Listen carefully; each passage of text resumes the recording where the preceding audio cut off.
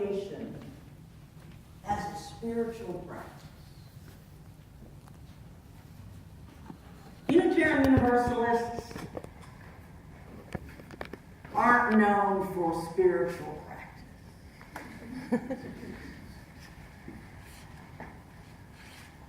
But I think that is more because we fail to understand what spiritual practice is.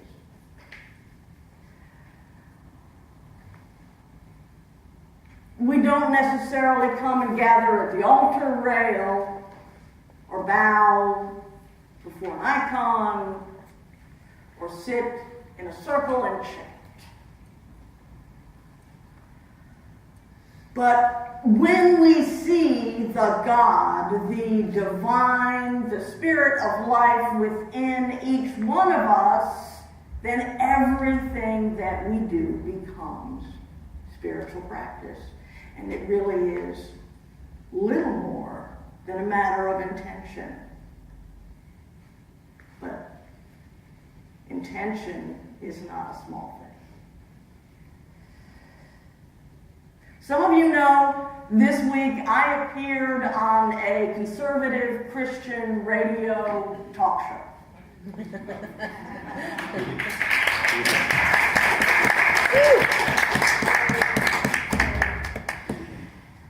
Grateful to Helen Bretz, who is an active member of the congregation, though we rarely see her on Sunday morning.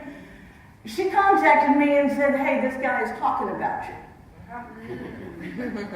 Because there was this article in the Montgomery Advertiser around the Supreme Court deliberations about marriage. And the reporter who has become my acquaintance at the Montgomery Advertiser knows that I'm always ready to give a quote. And so there I was, my picture was on the front page, and this fellow, I thought it was amusing. And with a few clever remarks, he called me out and apparently suggested that I should get in touch with him. Well, I did.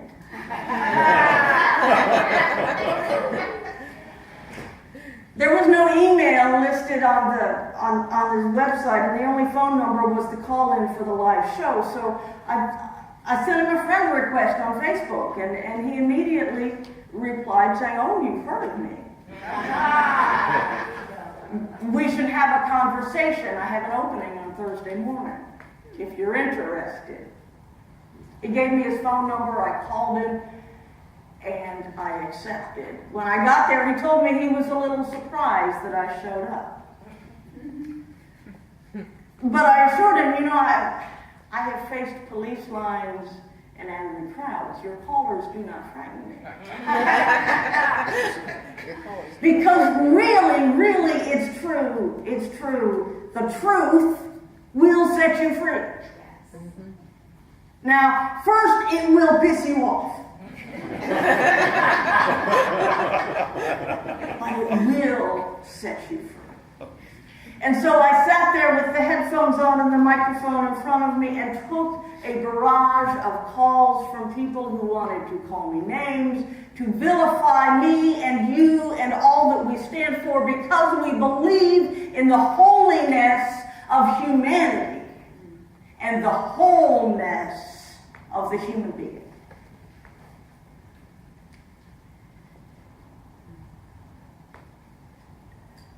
And it was not a particular surprise to learn between calls during the commercials that, this fellow hadn't actually read the scripture. He'd taken other people's word for it. My role there, my reason for being there, I think as a surprise to a number of people, callers and host both, was not to argue, but to offer, to share, to offer what we have and nothing more.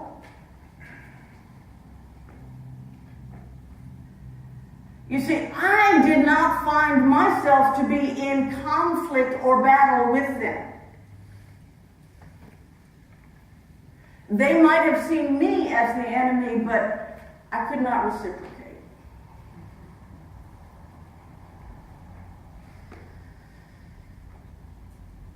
But peaceful coexistence is not the same as reconciliation.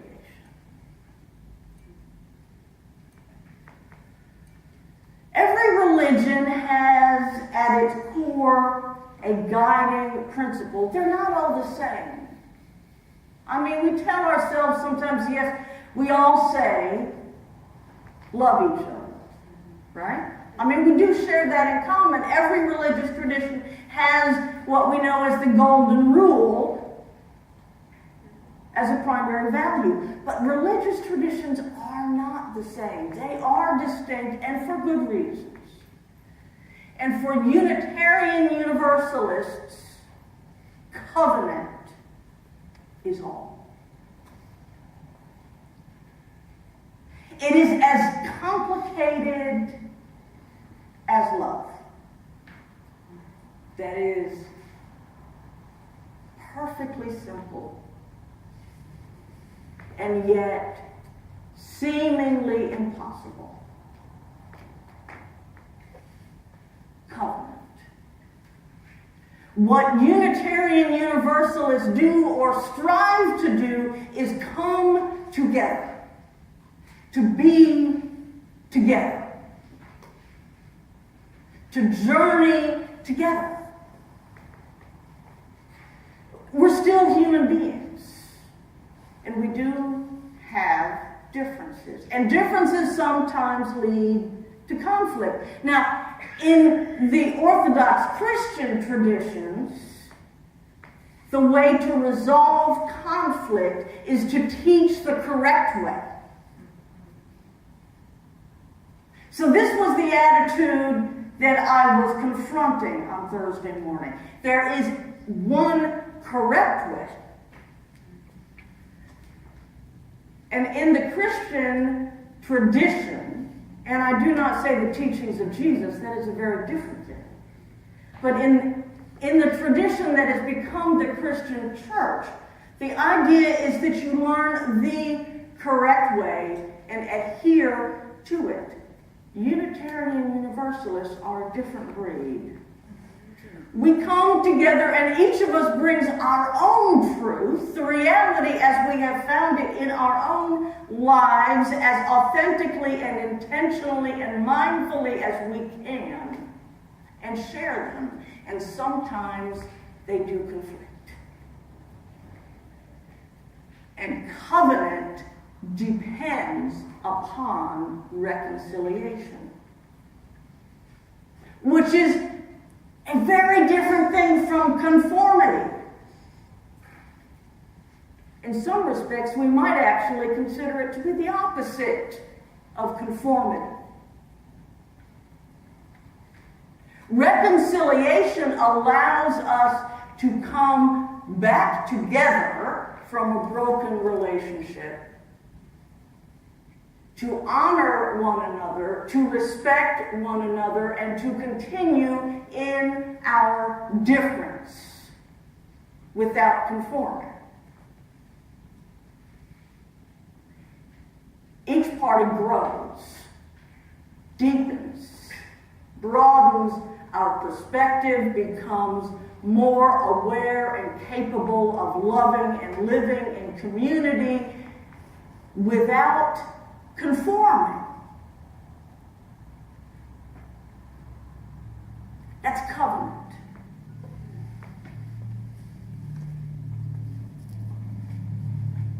Now, as I just said, the tradition of the church that has become known as Christianity is quite different from the teachings of Jesus.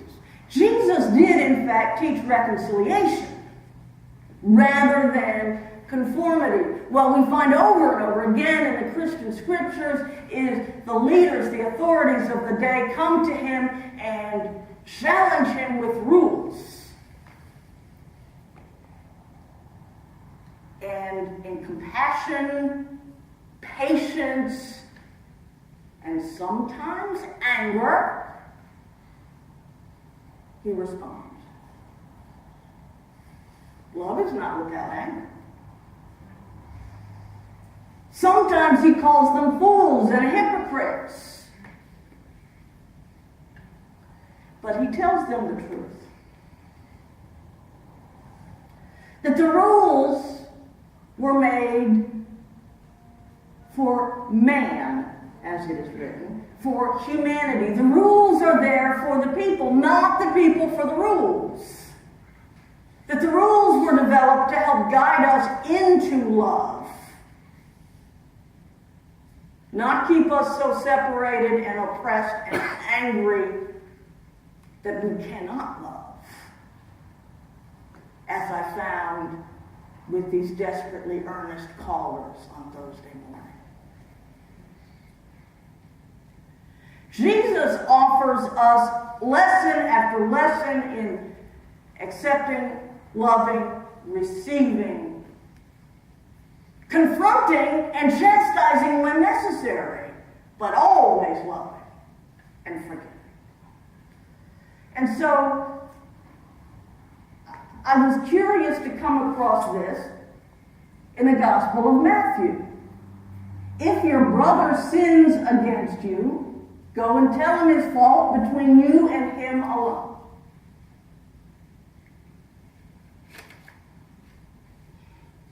I mean, that pretty much sums up every one of a dozen books I have read about living in covenant and reconciliation.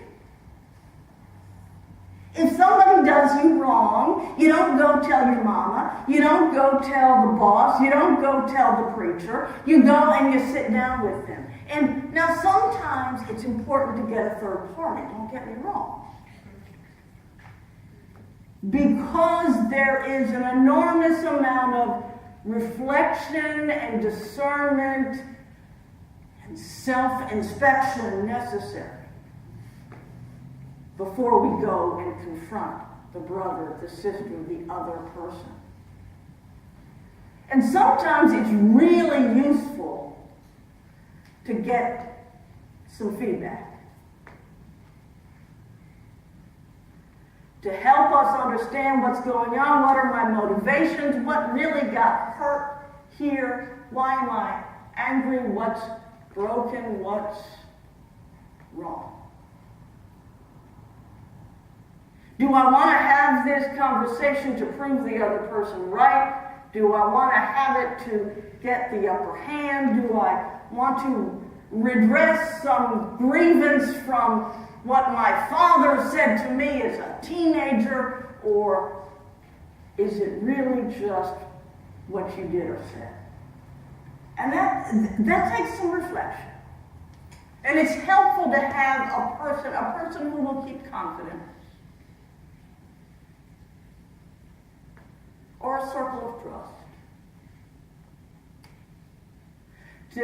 To do that exploration, but then ultimately reconciliation means you and you alone go to the one who has offended and say so. And there's a lot of good psychology material on using I statements and you know all that stuff, right?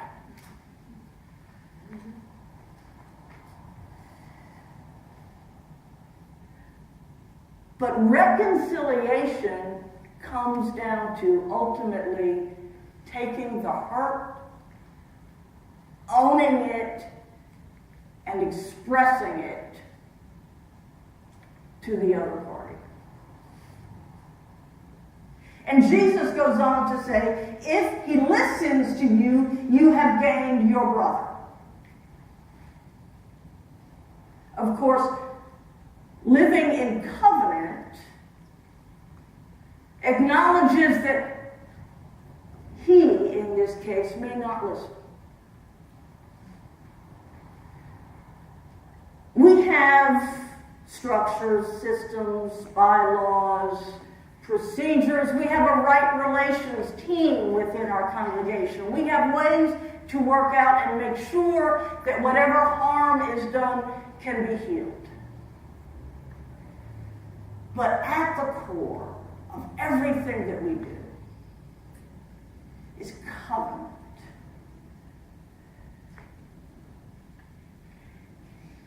If we are committed to walking together, to being together, not in spite of our differences, but in fact in full appreciation and celebration of our differences, I think that many of us, if not most, come precisely because of our differences.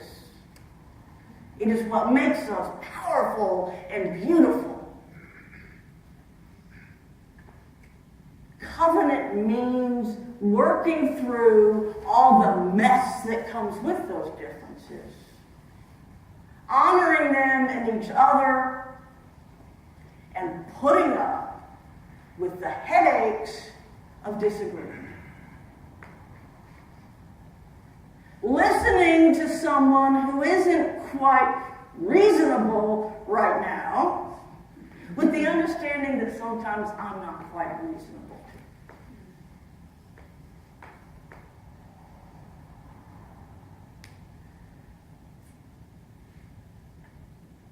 And this is why we, as Unitarian Universalists, have something that the people calling that station that morning cannot even imagine.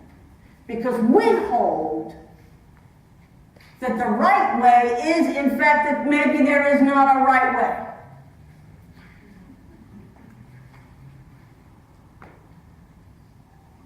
That maybe just question is an answer. And so I invite you now to join me in our closing hymn, number 323, Break Not the Circle. I invite the choir to